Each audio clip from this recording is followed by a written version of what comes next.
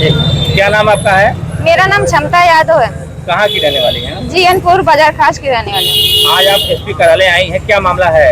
मामला ये है कि सर दुर्गेश कुमार ने जहर खा के आत्महत्या की, इसकी धमकियां वो मुझे लगातार देता रहा और उसके परिवार वाले मेरे परिवार पर उसके आत्महत्या को हत्या बता के मेरे निर्दोष परिवार को फंसा रहे हैं। मुझे न्याय चाहिए सर। कितने लोग फंसे हैं आपके परिवार के? मेरे परिवार के 6 लोग फंसे हैं और एक ज्ञानेंद्र मिश्रा जी ज्ञानेंद्र मिश्रा का इसमें कोई दोष नहीं है, वो सरासर निर्दोष इंसान है। तो पुलिस का क्या मतलब क्या कहना है, क्यों उनको फंसाई? वो उसके घर वाले कह रहे हैं कि मेरे घर वाले उनको मारे पीटे हैं और पूरे दोष सब ज्ञानेंद्र मिश्रा पे लगा दिए कि जहर वो पिलाए हैं, जबकि वो समझाने के अलावा उसको और एक लफ्ज भी कुछ नहीं बोले थे। मामले की शुरुआत कहाँ से हुई? जैसे ये कहा जा रहा है कि क्या आपका उनको कोई परिचय था पहले से? हाँ, परिचय यही था सर कि जो ज्ञानेंद्र मिश्रा सर का स्कूल है वहीं पे वो पहले पढ़ाने जाता था, मैं वहीं पे पढ़ती थी, उसकी मेरे पे गंदी निगाह हो गई थी। उसके बाद वो तैयारी करने के लिए इलाहाबाद चला गया, मैं अपना स्कूल चेंज करके दूसरे स्कूल में चली गई। उसके बाद से बंद हो गया। फिर मेरे घर पे एक पारिवारिक विवाद हो जाता है जिसमें वो मदद करके मेरे माता पिता की नजर में अच्छा इंसान बन जाता है।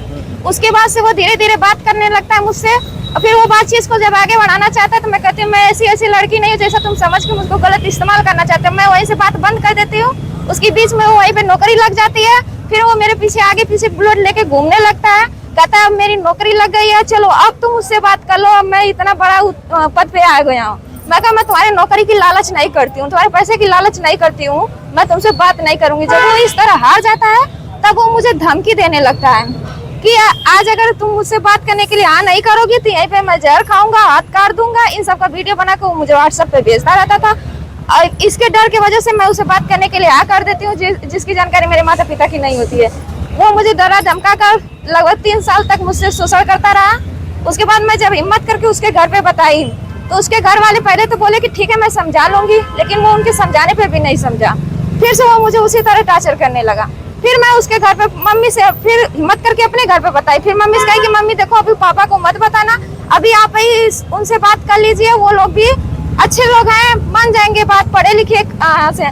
तो जब मेरी मम्मी उनसे रोई गिड़गिड़ाई विनती की तो फिर भी वो कहे कि तुम्हारी बेटी खुद गलत है, तुम खुद गलत हो, तुम खुद को संभालो, हमारे बेटों को मत कहो।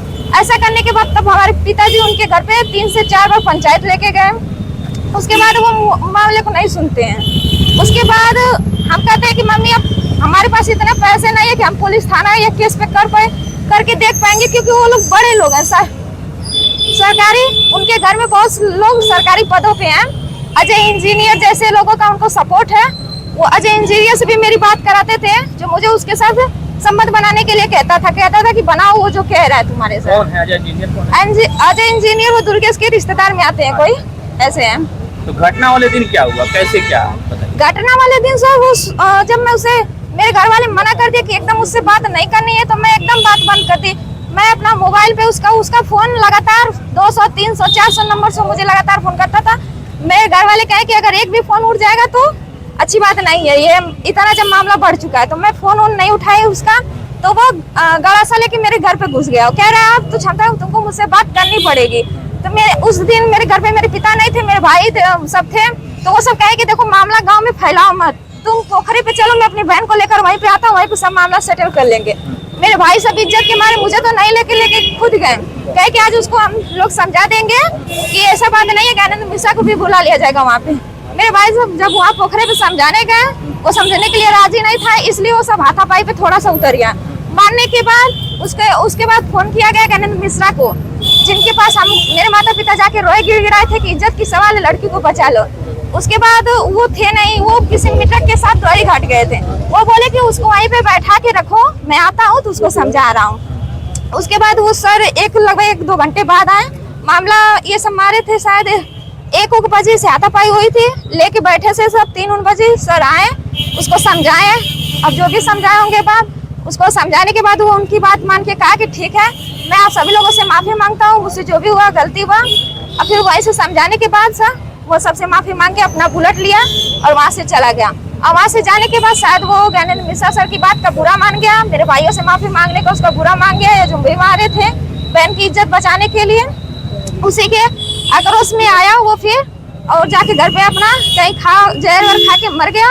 और उसका सारा साजिश ज्ञानेंद्र मिश्रा सर पे डाल दिया मेरे परिवार वालों पे डाल दिया, यही मामला है सर। आपका कहना है कि उसकी हत्या नहीं हुई, उसकी हत्या नहीं हुई, वो आत्महत्या किया है। इसके सबूत उसने मुझ पे बहुत बार मेरे व्हाट्सएप पे भेजा। जब आपके घर पे गया तो कोई वीडियो फोटो बना था कि नहीं? जब नहीं सर, वो गर्सा लेके गया था तो हम लोग डर गए और कहने नहीं ऐसे पूरे गांव में मामला मत फैलाओ, तुम पोखरे पे चलो, वहाँ पे कोई नहीं रहता, हम लोग अकेले में बात कर लेंगे वहाँ पे, इसलिए मामला वहाँ आप पे। यहाँ एसपी से यहाँ आई, क्या चाहती क्या है आपको बताइए? मैं चाहती हूँ कि जब एक बेबस बेचार लड़की जब अपनी इज्जत बचाने के लिए एक इंसान के पास गई, उसके माता पिता उसके इंसान के पैर पे गिरे हुए इंसान बेचारा उसकी इज्जत बचाने के लिए खड़ा हुआ, उसके परिवार वाले सारे के सारा मामला ज्ञानेंद्र मिश्रा पे ही डाल देते हैं। यही तो मुझे इंसाफ चाहिए, मुझे ज्ञानेंद्र मिश्रा, मेरे परिवार सभी लोग निर्दोष हैं। ठीक ठीक है सर।